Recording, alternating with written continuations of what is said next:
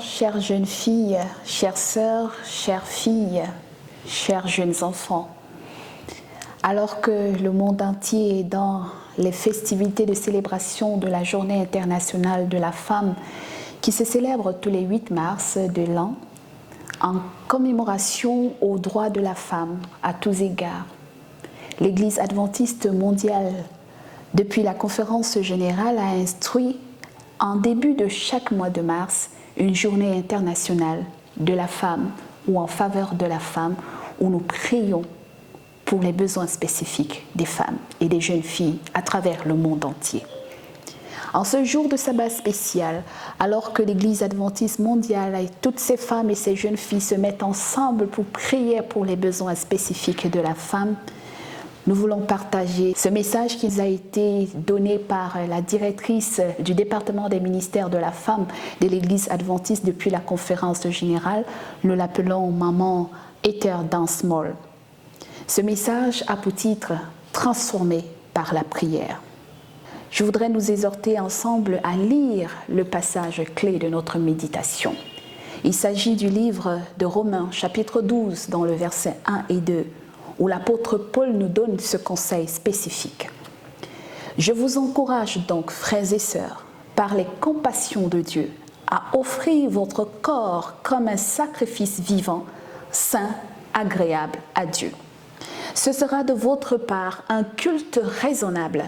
Ne vous conformez pas au monde actuel, mais soyez transformés par le renouvellement de l'intelligence afin de discerner quelle est la volonté de Dieu, ce qui est bon, agréable et parfait. » Romains 12, versets 1 à 2.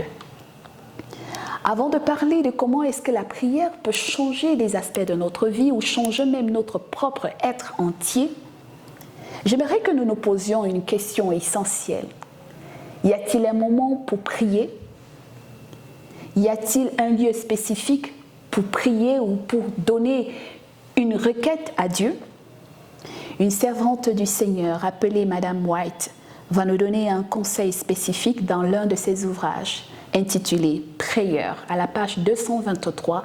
Il n'y a pas de moment ou de lieu où il est inapproprié d'offrir une requête à Dieu. Cela veut dire que quel que soit le lieu où nous nous trouvons, que ce soit dans la rudeur des préoccupations de notre journée alors que nous sommes dans notre service ou dans notre activité, nous pouvons prendre un instant pour évoquer notre divin Père, selon que notre âme et notre esprit nous portent à soumettre un problème à Dieu ou une requête à Dieu ou même lui dire merci pour un acte bienveillant dont nous venons d'être l'objet. Nous pouvons être dans notre voiture en train de conduire alors que la circulation est dense et que les embouteillages nous pressent et nous nous souvenons d'un incident ou d'un problème spécial qui nous hante l'esprit et qui nous perturbe. Et à ce moment spécifique, nous élevons une prière à Dieu.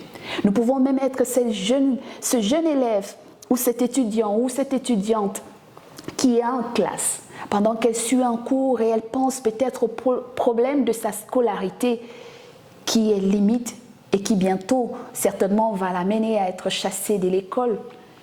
Et à ce moment, pendant que nous écoutons l'enseignant nous parler ou quand nous rédigeons nos cours, nous élevons une requête de prière. Et ce qui est important avec Dieu, c'est de se dire que ce n'est pas nécessaire à tout moment de se mettre à genoux ou de baisser la tête pour prier ou de choisir un coin spécial pour aller prier. Ce qui est important pour toi et moi, alors que nous soulevons à chaque instant, comme la respiration de notre âme, une requête vers Dieu, c'est d'avoir le cœur ouvert, sincère et attentif à l'élévation de notre âme. Nous lisons l'apôtre Paul dans le livre de Hébreux, le chapitre 4, le verset 16, où l'apôtre Paul nous dit encore ce conseil. « Approchons-nous donc avec assurance du trône de la grâce afin d'obtenir miséricorde et de trouver grâce pour être secourus dans nos besoins. »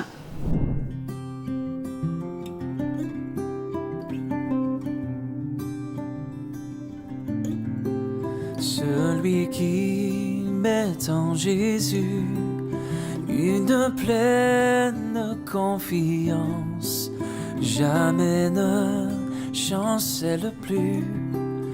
Compléter sa délivrance. Par la foi, nous marcherons. Par la foi, nous triomphons. Par la foi, mon Rédempteur me rendra plus que vainqueur.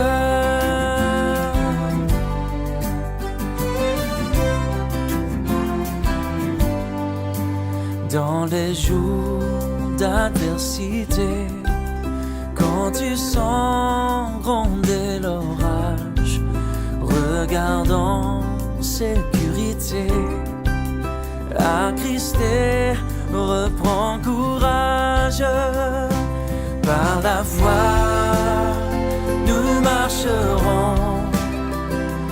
Par la foi, nous triomphons. Par la foi, mon Rédempteur me rendra plus que vainqueur.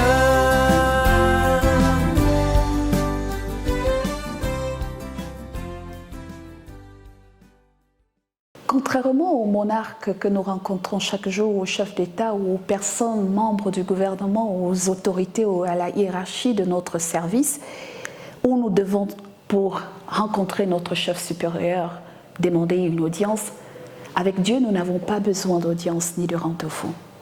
Nous cognons et nous frappons à sa porte à tout instant, comme nous dit l'apôtre Paul dans ce livre d'Hébreux. Donc, prier est une nécessité pour nous, peu importe l'heure, que ce soit en journée, que ce soit la nuit, nous pouvons rencontrer notre divin Père, le maître de l'univers à tout instant de notre vie. Et nous demander comment est-ce que le faire et quelle devrait être notre attitude ou qu'est-ce que nous attendons réellement lorsque nous avons demandé quelque chose d'important à Dieu. Aujourd'hui, nous allons nous concentrer sur deux thématiques spécifiques. Le pouvoir de la transformation par la prière et puis la prière dans les moments de douleur ou les moments de souffrance. Une communauté chrétienne dans une cité. Cette communauté voulait construire une église, comme on dit, une chapelle ou un temple, dans un lieu spécifique. Mais dans ce même lieu, il y avait un homme d'affaires qui avait beaucoup d'activités commerciales et qui voulait multiplier d'ailleurs la source de ses revenus par ses activités commerciales. Il avait loué un espace et cet espace était situé juste en face de l'église, du terrain où l'église était en train de vouloir implanter son temple. Alors les membres de l'église, ayant appris que cet homme voulait construire un bar, un lieu de consommation de boissons en face de leur église, vont se mettre en prière. Et pendant qu'ils prient et ils jeûnent, il va se passer un événement spécifique, inattendu au cours de leur prière. Juste quelques jours avant l'ouverture solennelle du bar de notre grand homme d'affaires de la ville, il va se passer un orage qui va détruire le bâtiment de l'homme d'affaires. Tout va s'écrouler. Et l'homme d'affaires, en colère et irrité contre les membres de la communauté, va aller porter plainte et il va se passer un procès où il accuse les membres de l'église d'avoir détruit son commerce. Et le jury de demander, mais quelle est l'assurance et la certitude que vous avez que c'est cette église qui a détruit votre activité commerciale? C'est une foudre qui s'est abattue sur votre lieu de commerce. Et à la fin du procès, le juge, étant stupéfait et éperdu par la sentence qu'il devait émettre, va dire, nous sommes face à une situation improbable. Nous avons un homme d'affaires, un incroyant qui croit en la puissance de la prière, et nous avons affaire de l'autre côté à une église dont les membres ne croient pas à la puissance de leur prière, parce que l'église va nier d'être responsable de ce désastre. Et le juge se posera la question de savoir, mais si l'église n'assume pas la responsabilité d'être l'auteur de ce désastre, et que l'homme d'affaires, lui, dit que c'est l'église et ses prières qui ont détruit son site, à quel jugement allons-nous nous référer?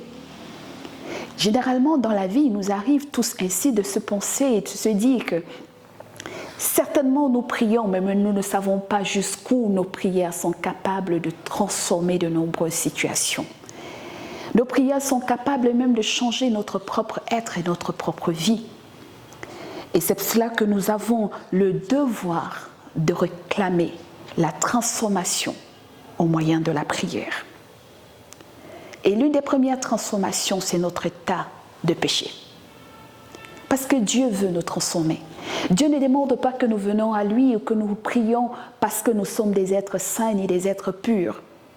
Mais au contraire, il veut que nous venions tels que nous sommes. Et c'est au creuset de la rencontre avec Dieu que Dieu est capable d'effacer et de laver nos péchés. Et c'est ainsi que dans le livre de Jean, 1 Jean chapitre 1, le verset 9, la parole de Dieu nous dit que si nous confessons nos péchés, il est fidèle et juste pour les pardonner et pour nous purifier de toute iniquité. Par la prière, Dieu peut nous faire changer d'un voleur à quelqu'un qui ne vole plus, d'un menteur à quelqu'un qui ne ment plus, d'une prostituée à une femme qui n'est plus prostituée. Nous en avons assez d'exemples. L'exemple de Marie-Madeleine, par exemple, qui était une prostituée, mais qui, après avoir rencontré le Seigneur, a changé son style de vie. Nous pouvons être quelqu'un de colérique et Dieu a besoin de briser notre colère. Et c'est ainsi qu'on nous dit que la prière a le pouvoir de changer notre attitude. Il n'y a pas de comportement que Dieu ne puisse changer. Il y a des gens dont on a l'habitude d'entendre dire « Oh, moi je suis comme ça, je suis colérique, je m'irrite vite, je suis agressive, j'aime me moquer des gens. » Non. Dieu est capable de transformer par la prière si on le veut, même notre attitude. Dieu a besoin que nous ayons confiance en lui et en ses promesses parce qu'il écoute nos prières. Et c'est cela que l'apôtre Jean va encore dire dans le livre de 1 Jean, le chapitre 5, le verset 14. Nous avons auprès de lui cette assurance que si nous demandons quelque chose selon sa volonté, Dieu nous écoute. Non seulement il nous écoute, mais il nous exauce également. La prière nous apprend également à nous tourner vers Dieu. La prière renouvelle notre esprit. La prière révèle la puissance de Dieu dans nos vies. D'ailleurs, Jacques, dans le chapitre 5, le verset 16, va dire « La prière fervente du juste sauvera le malade ». Nous avons besoin ainsi de temps en temps dans notre vie de rencontrer Dieu dans divers aspects de notre être. Et nous dit que lorsque nous allons au-devant de Dieu pour demander une chose, mais avec quelle attitude devons-nous demander cette chose à Dieu si nous n'avons pas de foi? Il est arrivé des choses extraordinaires dans la vie de beaucoup d'hommes de foi. Le livre d'Hébreux dans le chapitre 11 nous fait étalage des héros de la foi. Et ils ont une multitude dont on nous dit que c'est par la foi qu'ils ont déplacé des montagnes. C'est par la foi qu'ils ont demandé au soleil de s'arrêter et le soleil s'est arrêté. L'exemple de Josué lorsqu'il allait en guerre. C'est par la foi qu'ils ont traversé la mer Rouge devant Moïse. C'est par la foi que les eaux du Jourdain ont été fondues en deux et le peuple d'Israël est passé à sec. C'est par la foi qu'Élie a demandé à Dieu de faire descendre le feu du ciel. C'est par la foi qu'Élisée a prié pour un enfant qui était mort et l'enfant a été ressuscité. Nous appelons cela la puissance de la foi ou la science de la foi. Elle n'a pas besoin de nos sens parce qu'il y a des choses extraordinaires qui peuvent se révéler à nous et qui ne dépendent pas de nos sens ou des organes de notre sens. Que nous ne pouvons pas justifier par la vue, ni par l'ouïe, ni par notre odorat, ni par le toucher. Mais il suffit simplement de croire, comme disait Jésus-Christ. Un peu de foi, et tout peut arriver dans notre vie. Croire en la puissance de Dieu. Croire en son amour. Croire en son autorité sur sa création. Transformer par la prière, le pouvoir de transformation de la prière par la foi. Et vous vous souvenez que chaque fois que Jésus voulait accomplir un miracle dans la vie d'un groupe de personnes ou d'une personne, il leur disait toujours qu'il te soit fait selon ta foi. Après avoir vu ce que la prière est capable d'accomplir dans la vie d'un individu ou de transformer notre être entier, il est aussi important de se rappeler que la prière, nous en avons surtout besoin quand nous passons des moments difficiles. Dans le livre de l'Ecclésiaste, le chapitre 7 et le verset 14, la parole de Dieu nous dit quelque chose de spécifique. Dans le bonheur, réjouis-toi, et dans le malheur, réfléchis. Car Dieu a fait l'un comme l'autre afin que l'homme ne sache pas ce qui sera après lui. Pourquoi Dieu nous demande de nous réjouir lorsque nous sommes dans le bonheur? Parce que c'est une expression de joie et de reconnaissance, d'action de grâce et de témoignage. Mais que lorsque nous sommes dans le malheur, il ne nous dit pas de nous lamenter ni de pleurer. Ce n'est pas que nos pleurs et nos cris, nos lamentations sont une mauvaise chose, mais il nous demande de réfléchir. Parce que les épreuves, les difficultés, les tribulations nous affermissent. Elles forgent notre caractère et notre foi. Elles nous amènent à ressentir le besoin de rechercher du secours certainement devant le trône de Dieu, devant l'être suprême, mais aussi le secours envers un ami, le prochain. C'est d'ailleurs pour cela que le même sage Salomon nous dira dans le livre de Proverbes, le chapitre 17, le verset 17, « L'ami aime en tout temps et dans le malheur, il se montre comme un frère. » C'est dans le malheur que nous sentons le besoin d'être accompagnés par autrui, le besoin d'être assistés par une âme consolatrice, par une compassion, par une parole douce, par une parole affectueuse, par une parole de réconfort. Nous sentons la nécessité d'avoir le besoin, le secours de quelqu'un qui nous vienne en appui et en aide.